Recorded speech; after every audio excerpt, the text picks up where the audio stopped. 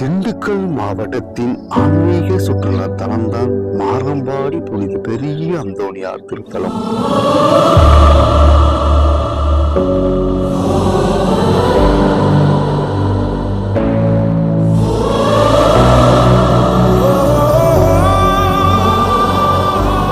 எளியோருக்கு இறங்குபவர், இழந்ததை தருபவர், கல்வியின் காவலர், விளைநிலத்தின் வேந்தர், கால்நடையின் காவலர், நோய் தீர்க்கும் மருத்துவர், தீய சக்திகளிலிருந்து விடுதலை தருபவர் என பக்தர்களின் சாட்சியாக விளங்குபவர் தான் மாரம்பாடி புனித பெரிய அந்தோணியார்.